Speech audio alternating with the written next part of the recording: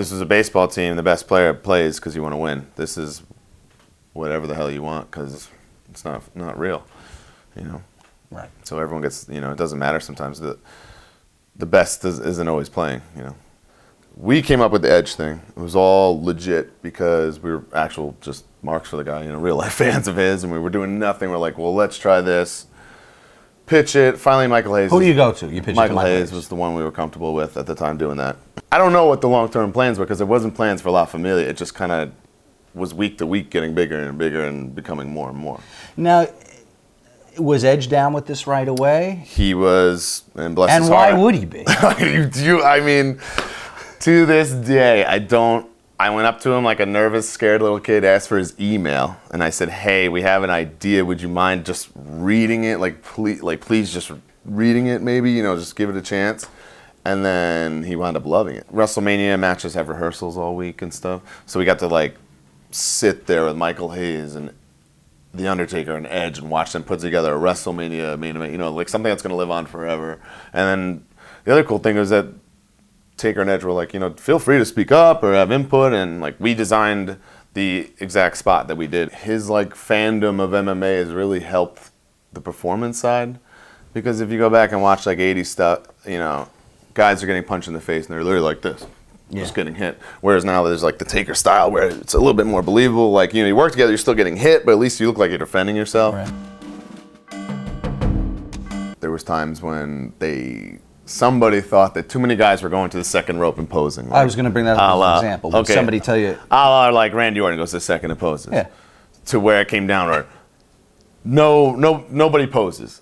They had a video like sample for us to see, and like Mr. Kennedy had put like Tanner on moments before he was to wrestle. Whereas if anyone, you know, we all tan and know how to use this stuff. It needs like 6 hours to set in to really like be on you. And if you do that, it's just going to run. And they were zooming in on just like gross black beads of, you know, Tanner dripping off his face and stuff, and they're like, let's not do this anymore because it looks like shit, as you can see. And we were in catering, Zach and I were eating, and Johnny Ace just happens to be at the table like Jason was, and he's talking to someone about something. He's like, I don't know, man, I got a lot of stuff to do today. I gotta fire balls. So like we knew it was coming. It was just so like nonchalant like that it was funny. He goes, you mind if Crazy hops in with us? And I'm like, you know, ECW fanboy, like, fuck yeah, cool. And he was always nice, you know, it's cool. So we hung with him the whole weekend. I think we went out like drinking one night too, like did the whole loop with them. Then we get to TV and I see Brian and I'm like, oh, where's Crazy going? He's like, oh, he's going to quit. I'm like, wait, what? He's like, yeah, he's going to tell Johnny he really just can't afford to work here anymore. I remember watching in the back, and they do some like violent ass shit in that match, like with the car and like running each other over and like fire, maybe I want to say. And we're just sitting there watching the monitor in their back, and then like they were doing something pretty violent, and Mark Henry looks around and he goes, since when is murder PG? This was their own site that they created. Instead of like having us on Facebook like normal fucking people that's worldwide and everyone uses and is a big deal. Instead, we made our own Facebook type site, the WWE Universe site. And you were expected to go on this like some kind of fucking loser. You know, you got some veteran who's like all pissy about that he's got to put us over in a pretend fight. Like, come on, man. You've been doing this for how long? And you've had so many moments of glory, and like we're getting this one little thing, you know? How are the old timers with you guys? Everyone's different. You can't really generalize them like that.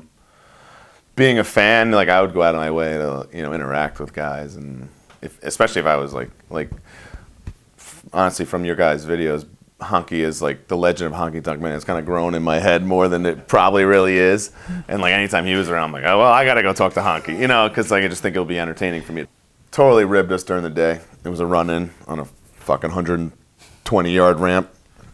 He said, oh, Vince needs to see the run-in, so we did it like 5 times.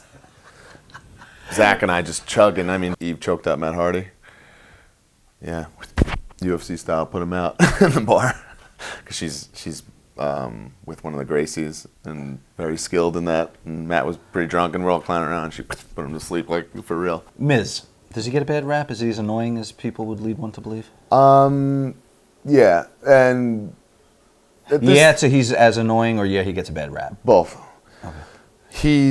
And at this time, he very much is. It almost seemed like they went out of their way to get those fat jokes in on Vicky, which I thought was pretty shitty. Like, why? What did she think? She's a good sport. She never let on, but I always thought it was unnecessary.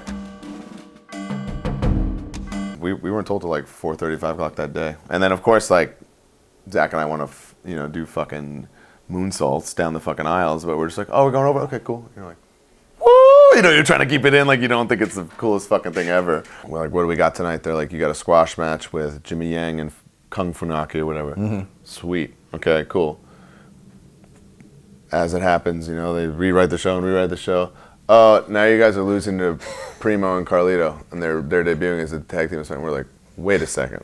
How do we just go from winning a squash match to losing a match to a team that's never been on the show before? The role that SD filled for that company for so long was an enhancement guy, a credible, competitive enhancement guy that would get superstars over. Mm-hmm. Do we need something like that again on TV? I think so. I thought towards the end of my run, that's kind of what I was. After the show, Zach and I are just sitting there, and we're just like covered in Ric Flair's blood, just sitting there looking at each other and we didn't want to change, And it's as sick and demented as that may sound to someone who's not a wrestling fan. I'm sure it's very disturbing, but if you are a fan, you're like, okay, I see where you're coming from. That's cool as shit.